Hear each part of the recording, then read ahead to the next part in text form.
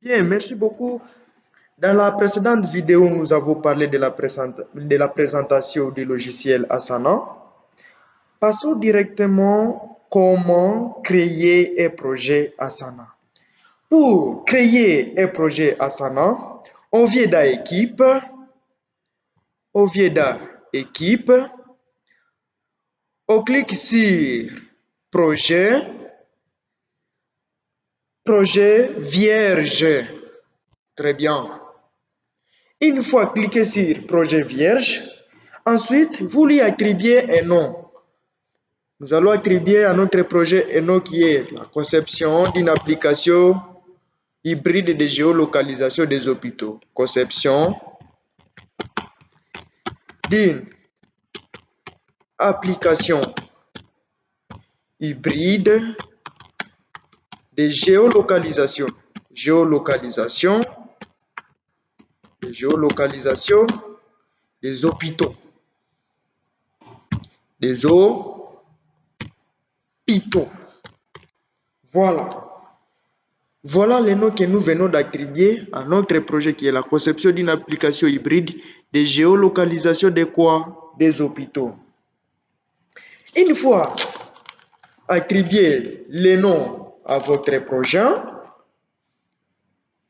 après vous allez définir la confidentialité. Et souvent la confidentialité se fait par la confidentialité par défaut, c'est public. Vous allez définir la confidentialité. Quand c'est public, ça veut tout simplement dire que toute personne au sein de votre espace de travail peut trouver ces projets et y accéder. Par défaut, c'est public. Donc, toute personne au sein de votre espace de travail peut trouver ces projets et y accéder. Quand c'est privé, seuls les membres invités peuvent trouver ces projets et y accéder. Donc, personne ne peut accéder à votre projet si ce n'est pas vous-même. Une fois que vous avez défini la confidentialité, et la confidentialité c'est public. Vous cliquez sur continuer. Une fois que vous avez cliqué sur continuer après avoir défini les confidentialités, il y a une vie par défaut que vous devez choisir. Et la vie par défaut que vous devez choisir, c'est la vie liste. Liste. Voilà. Voilà la vie auquel nous sommes en train de faire référence. Une fois définir le niveau de confidentialité, vous devez aussi définir les vies. Et ce sont les différentes vies ici qui nous aident à bien représenter quoi? Nos données auxquelles nous sommes en train de traiter. Bien, une fois choisi le niveau de vie, vous allez dire créer projet. Vous allez défiler là-bas doucement et vous dites créer un projet. Voilà. Comprenez les caprices de notre connexion. Très bien.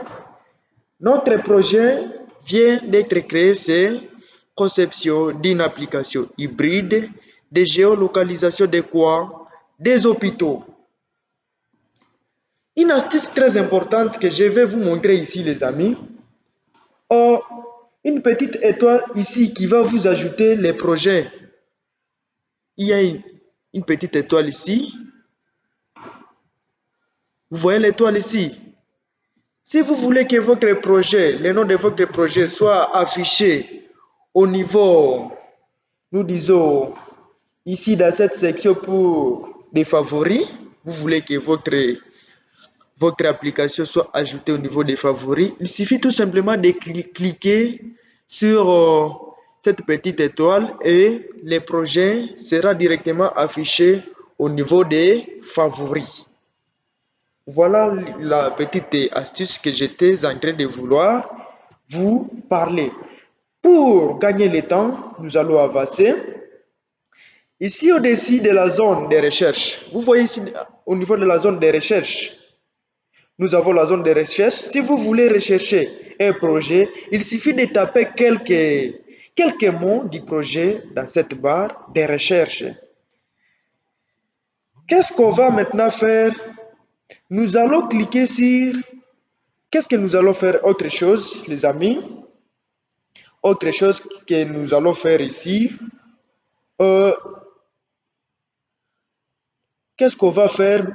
Nous allons voir comment on peut partager les projets avec les autres membres déjà qui sont dans les projets.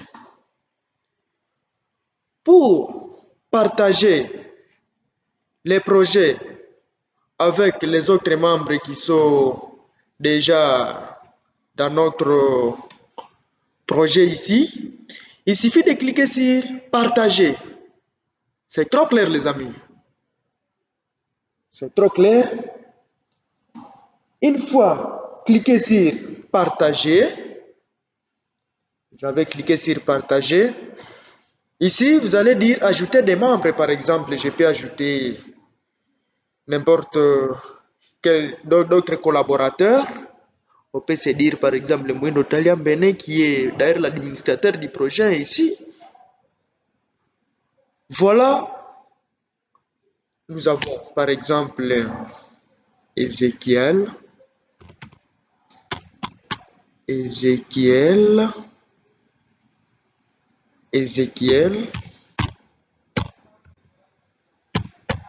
Taliam Bene,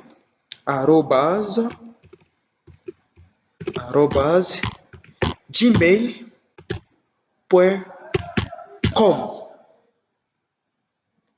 Voilà. Là, on peut dire éviter. Et nous pouvons cliquer sur éviter. Voilà.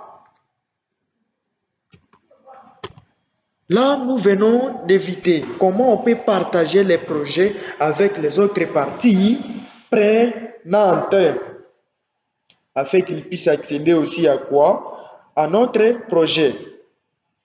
Très bien. Eh bien, les amis, nous venons de voir comment on peut éviter des membres auxquels vous pouvez partager quoi? Vous pouvez partager les projets. Une fois évité des membres, vous pouvez aussi voir comment définir les paramètres d'accès, soit le niveau d'accès. Vous dites par exemple, je ne veux pas que les autres parties prenantes ajoutent d'autres fonctions qui ne sont pas les leurs. Et ici, je peux toutefois venir au niveau des points d'accès, ou soit des paramètres d'accès. Ici, réservé aux membres. Ici, c'est mon espace de travail. Pour mon espace de travail, je peux toutefois cliquer là-bas et je deviens qui? Je deviens administrateur du projet. Là, ça sera administrateur de qui? Du projet. De quoi? Du projet plutôt. Et voilà. Si c'est réservé aux membres, je peux toutefois aussi le définir là-bas que c'est réservé aux qui? Aux membres. Voilà comment on peut éviter et comment on peut éviter les autres parties prenantes dans votre projet afin qu'ils puissent aussi contribuer à l'avancement du projet. Ou soit, vous pouvez limiter les projets afin que d'autres parties prenantes ne puissent pas aussi faire quoi? Ne puissent pas aussi ajouter d'autres fonctions qui ne sont pas les leurs. Voilà ce que nous venons de partager pour cette petite partie. Eh bien, nous venons de voir comment on peut partager, comment on peut éviter les autres parties prenantes et définir les niveaux d'accès. Et maintenant, nous allons voir comment on peut aussi structurer un projet.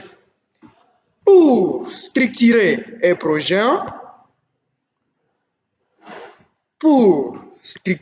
projet, les amis, qu'est-ce qu'on va faire? Nous allons voir maintenant comment structurer un projet. Pour structurer un projet dans Asana, les amis, on va ajouter une section.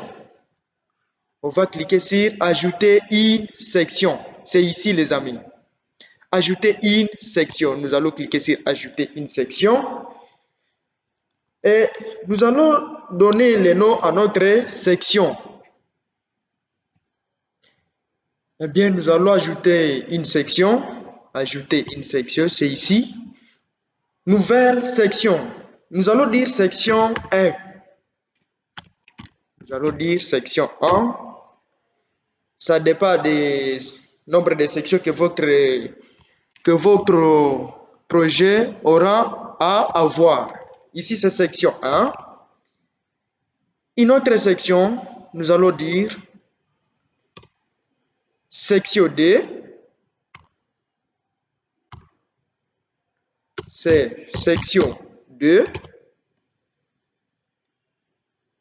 Une autre section, une autre section, c'est section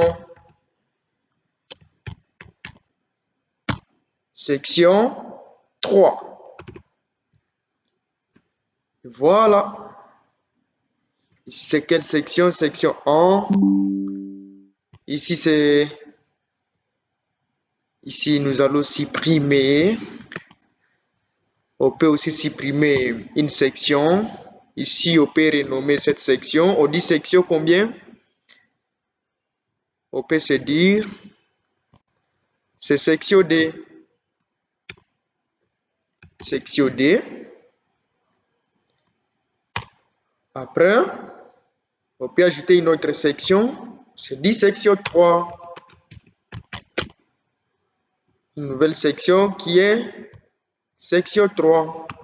Le nom, section 3. Ça va dépendre de votre nomenclature. Oui, les amis, qu'est-ce qu'on peut faire après avoir créé les sections? Comment, après avoir ajouté les sections, qu'est-ce qu'on peut faire? Ce qu'on peut imaginer, les amis, ici, c'est ajouter des emojis. Et ajouter des emojis, c'est une astuce que je vous donne qui peut vous permettre d'afficher les vies. Donc, avec les emojis, ça peut vous aider à bien définir quoi? Les vies. Et pour ce faire, vous faites clic droit. Pour ajouter des emojis, on fait clic droit. On fait clic droit dans la section. On vient d'abord dans la section. On fait clic droit. Et vous définissez les emojis. C'est ça l'emoji. Vous cliquez sur emoji. Voilà. La toute première section, c'est emoji. Là, on est en train de définir les projets. Les projets cassants. Oui. Là, nous venons de définir l'emoji. On vient, on fait clic droit, emoji. Eh oui, c'est ça.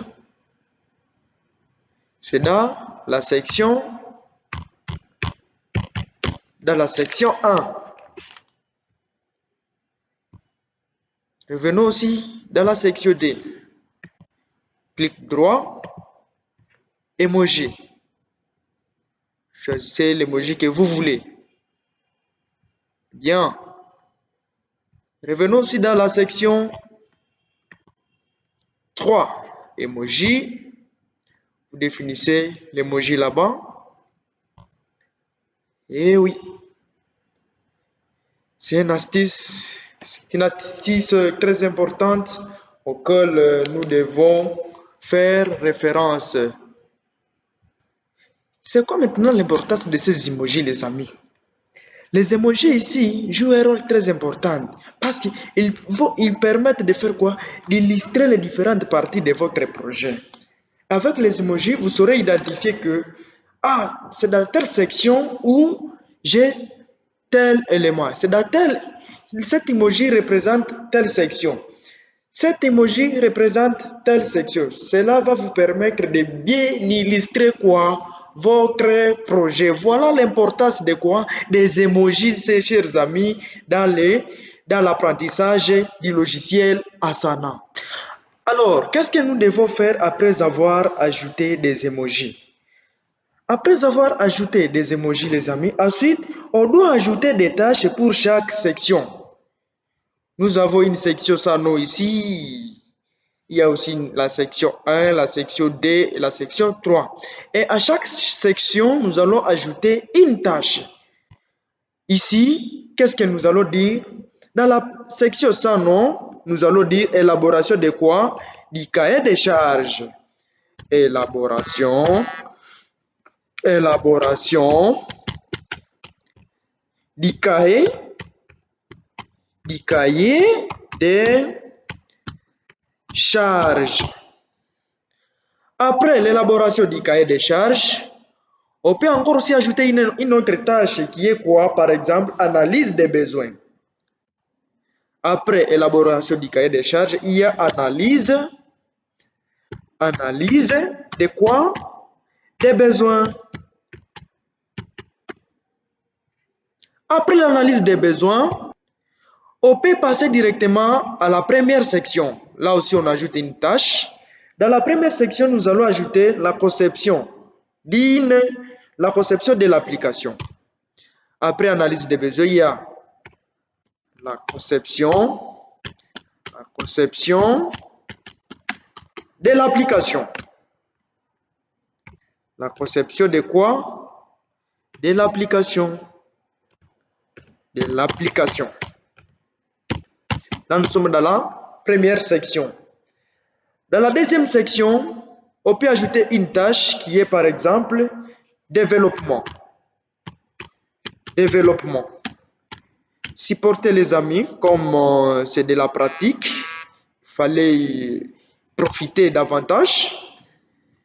Dans la toute dernière section que nous avons définie ici, on peut se dire test et développement, et déploiement plutôt. Donc ici, dans la section 3, on peut dire test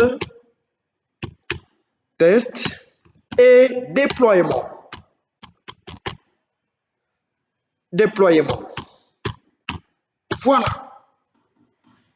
Voilà, nous venons de définir les sections, nous venons d'ajouter les sections.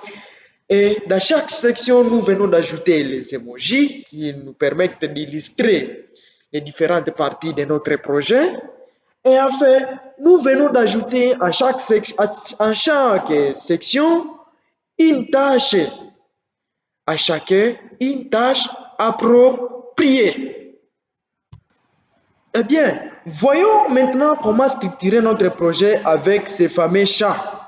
Vous êtes en train de voir ces champs ici. Les champs qu'on appelle encore des colonnes. Comment maintenant on peut structurer notre projet avec ces fameux champs ou colonnes que nous allons vous montrer dans ces projets? Nous allons créer de nouveaux champs. Nous avons un petit bouton ici. Vous voyez le petit bouton ici? C'est le petit bouton ici qui nous aide à faire quoi? À ajouter un champ ou soit une colonne. Il suffit tout simplement de cliquer sur le petit bouton.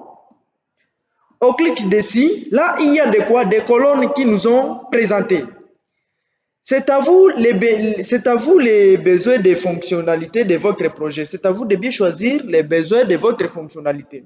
Exemple, vous pouvez faire le choix unique. Je clique sur choix unique.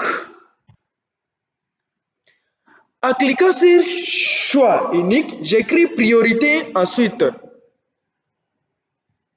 Je peux tout dire priorité.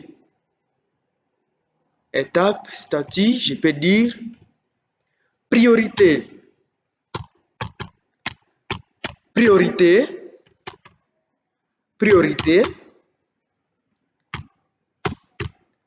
Ensuite,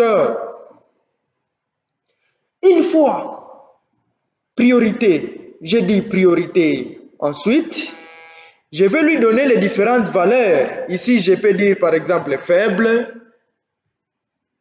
Je peux toutefois dire par exemple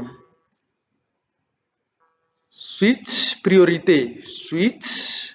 Ensuite, ajouter une description. Je peux toutefois dire faible.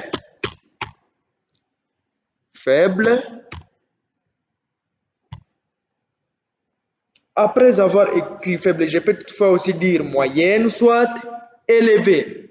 Une fois définir quoi? Une fois définir les champs, je peux toutefois dire créer un champ. Je clique sur créer un champ. Et voilà, le champ vient d'être créé qui est priorité ensuite. Eh bien, les amis, nous sommes presque vers la fin. Avec la durée estimée, si vous venez là-bas, vous définissez durée estimée. Avec la durée estimée, ça permet d'estimer la durée passée pour chacune des tâches. Et ça permet d'estimer les champs qu'on va passer au global de votre projet. Après, les amis, qu'est-ce que nous allons faire ici? Qu'est-ce que vous pouvez faire? Vous pouvez toutefois aussi voir comment on peut masquer une colonne. Ici, vous pouvez masquer une colonne, ajouter une règle au champ, remplissage automatique des valeurs du champ. Ici, vous pouvez même effectuer des tris. Les tris, vous connaissez la notion des tris que vous faisiez même en Excel. Voilà tout ce qu'on peut voir au niveau de quoi? Au niveau de la définition de quoi? Des champs ou colonnes. Les lignes qu'on appelle des enregistrements. Voilà, bon, il y a quelques notions que la connexion ne nous permet pas aussi d'atteindre. Néanmoins, voilà en quelque sorte l'exercice qui nous a servi d'exemple. Voilà au moins les quelques astuces qu'on peut commencer pour débuter avec Asana. Merci à tous pour votre attention particulière.